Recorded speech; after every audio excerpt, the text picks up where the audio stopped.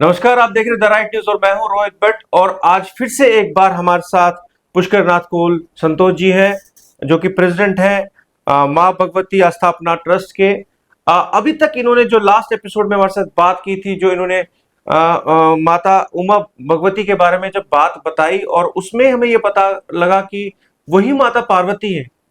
तो जो उनका जो सतयुग में जो उनका प्रभाव रहा है, उस टाइम इन्होंने सारी बात बताई। लेकिन बहुत सारे कॉल्स आए हमें, बहुत सारे लोगों ने हमें बोला इसके आगे क्या, क्योंकि इन्होंने जिस पॉइंट पे आके छोड़ा वो पॉइंट था शिवाराम कोल जलाली जी, जिनको माता सपने में आई थी और उसी स्थान पे जाके उन्होंने तपस्या की और माता ने उन्हें दर्शन दिया।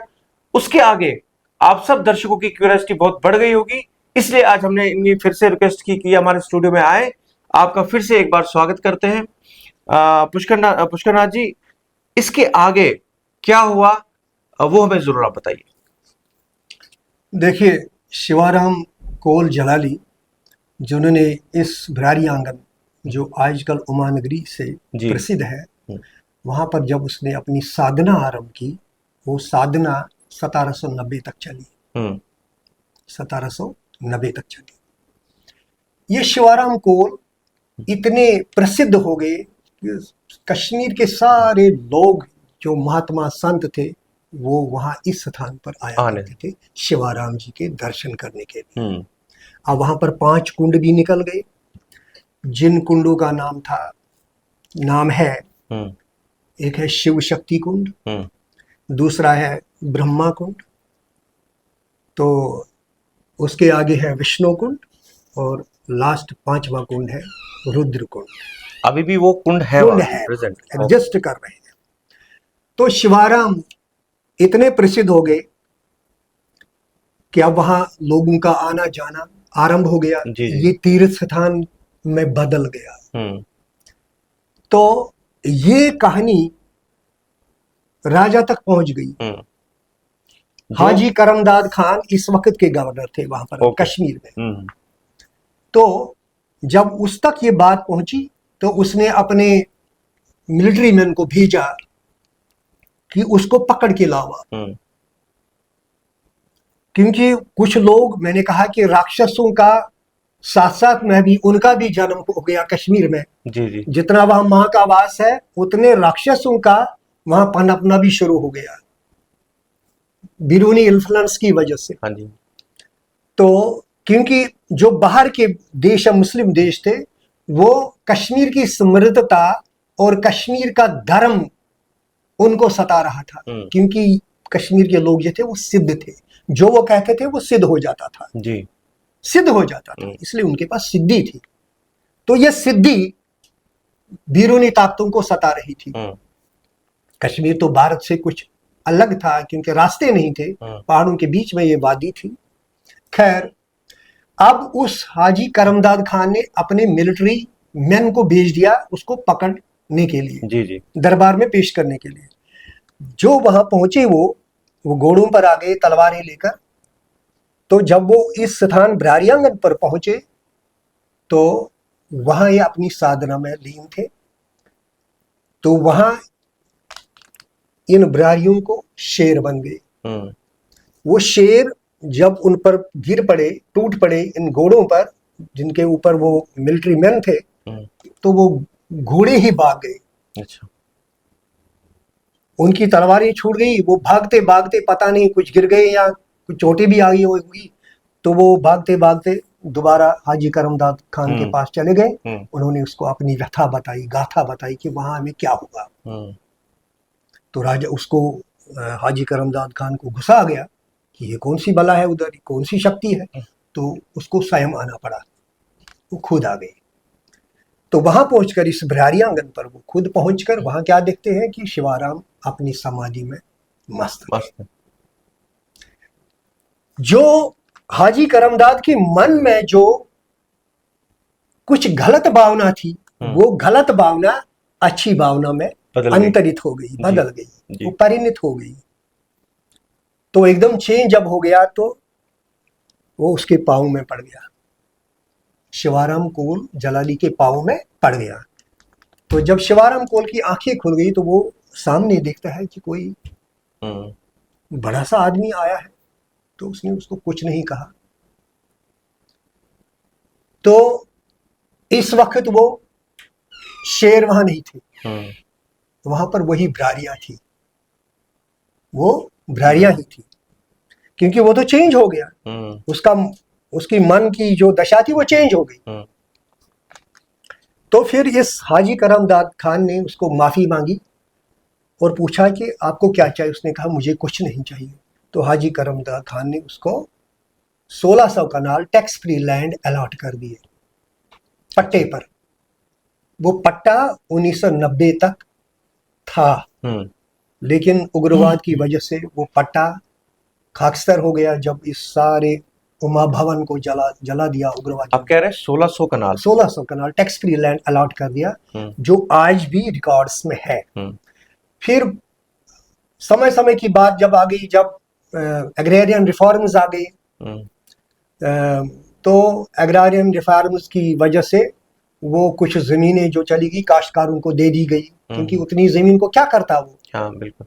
तो वो जमीन उन्होंने काश्तकारों को दे दी, तो वही काश्त करते थे और उसमें जो प्रोड्यूस निकलती थी, फसल जो निकलता था, वही इस मतलब इस उमा भगवती के इस पूरे तीर्थ स्थान को चलाने के लिए काम आता था। ओके। क्योंकि वहां पर यात्रियों को आने जाने के लिए, उनकी फीडिंग करने के लिए उस हाजी करमदाद खान ने 1600 कनाल जमीन अलॉट कर दिए, ताकि यहाँ लोग आए वो भूखे ना निकले, टैक्स फ्री लैंड। तो इस तरह ये अब शिवाराम कोल की जो प्रसिद्धता थी वो और भी प्रसिद्ध होने लगी, इस वजह से कि हाँ, एक गवर्नर जनरल को खुद आना पड़ा, झुकना पड़ा, शिवाराम कोल के पांव पर झुकना पड़ा, और जिसने 1600 कनाल और एक फॉरेस्ट कंपार्टमेंट दे दिया। फॉरेस्ट कंपार्टमेंट जो आज भी रिकॉर्ड्स में है, कंपार्टमेंट नंबर 68, वो इसी उमा देवी के पीछे है। अभी अगर हम बात करें आज के समय की, आज के समय में कितनी जमीन होगी वहां पे? 1600 कनाल तो उस टाइम थी, आज क्या है? देखिए, वहां जब शिवाराम कोल, जब 1790 में उनका अंतर्ध्यान हो गया जी, तो शिवाराम कोल ने पहले, वो तो फर्स्ट महंत थे उधर, क्योंकि उन दिनों महंत सिस्टम था, वो पहले महंत थे। उसने अपने एक शिष्य को अडॉप्ट किया था, उसका नाम था रामानंद। तो शिवानंद के अंतर्ध्यान होने के बाद रामानंद ने संभाला।